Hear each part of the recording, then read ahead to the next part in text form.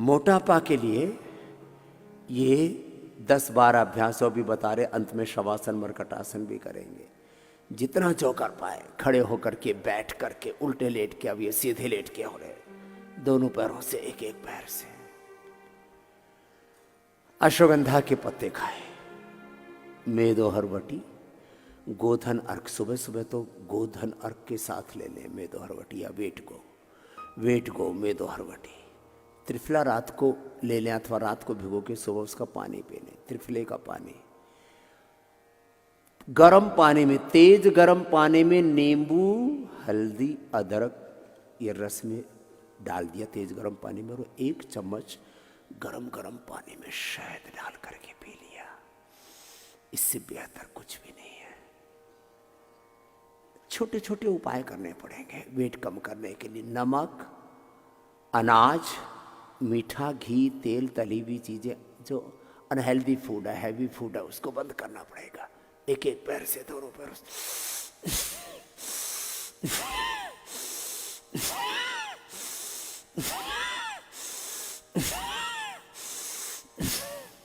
अब बातें तो छोटी छोटी है, बड़ी महत्वपूर्ण है।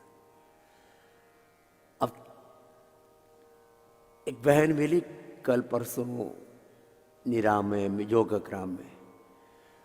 बोले स्वामी जी, मुझे पेट भर के खाने की आदत थी तो मैं इतनी मोटी हो गई थी कि चारों तरफ फैली जा रही थी, सारा ब्रह्मांड पिंड में ही समाहित सा हो गया था।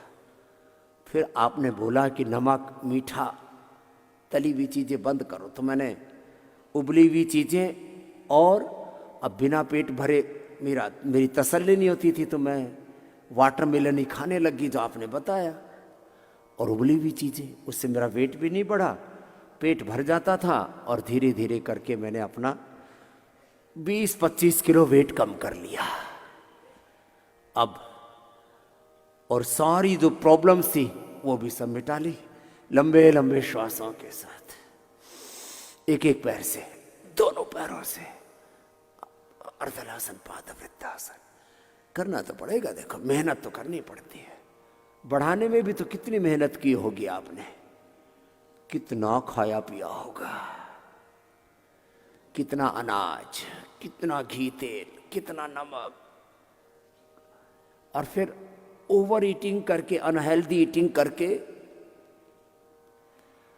मुझे तो आश्चर्य होता है, लोग दिन में 3-3, 4-4, 5-5 बार खाते हैं और योग करने में प्रमाद करते हैं, तो मेरे को ऐसा लगता है ये बिना मेहनत किए खा कैसे लेते हैं।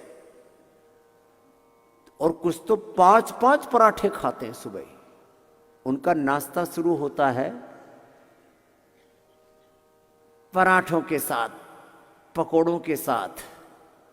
कुछ तो सुबह ही कढ़ाई चढ़ा देते हैं और खाते रहते हैं, और दोपहर को, शाम को भी जब मौका लगे तभी, अभी नमकीन, अभी थोड़ा मीठा, अभी थोड़ा तीखा, अभी अब ऐसा फल फ्रूट, अभी ड्राई फ्रूट, अभी। और इसमें भी अनहेल्दी चीज़ों का एडिक्शन बहुत जल्दी होता है, तो उनसे अपने आप को बचाना बड़ा चैलेंजिंग होता है। तो मैं कह रहा था, बिना योगाभ्यास किए, बिना शारीरिक श्रम की इतना खा कैसे लेते हैं। फिर शरीर तो जवाब देगा ही, तो फिर गैस, कब्ज, एसिडिटी, इंडाइजेशन, तमाम तरह की, यही तो लाइफस्टाइल डिजीज है। तो खैर, मोटापा कम करना है तो खान पान भी ठीक करना पड़ेगा। फिर यहाँ तो मोटापा के लिए उद्वर्तन कराते हैं, जीएसटी कराते हैं, सन थेरापी कराते हैं, स्टीम देते हैं, अलग अलग प्रकार के अभ्यंग, माने पाउडर मसाज से लेकर के फिर दूसरे तैलीय मसाज भी कराते हैं, तैलाभ्यंग कराते हैं, बस्ती करवाते हैं, बहुत जबरदस्त है। और जो कराते हैं उसको पूरी ईमानदारी से करें। अर्धहलासन, पादवृत्तासन, द्विचक्रिकासन, एक एक पैर से या दोनों पैरों से करना। तो 1 से 2 किलो वेट पूरी दुनिया में कोई ऐसा प्रोसेस नहीं है। एलोपैथी में लाइपोसैक्शन, एलोपैथी में पैडिएटिक सर्जरी, और कुछ लोग बहुत ज़्यादा फास्टिंग भी करते हैं, तो फास्टिंग से भी एक हद तक ही वेट कम होता है और उसके कॉम्प्लिकेशंस बहुत होते हैं। केवल फास्टिंग से वेट कम करना ये समझदारी का काम नहीं है। इसलिए ये सारे तत्व अच्छे हैं। और फिर एक बार वेट कम हो जाए तो फिर 2 बार खाने का नियम बना लो। हाँ, इंटरमिटेंट फास्टिंग बहुत अच्छा होता है, फिर उससे दोबारा से वेट नहीं बढ़ेगा।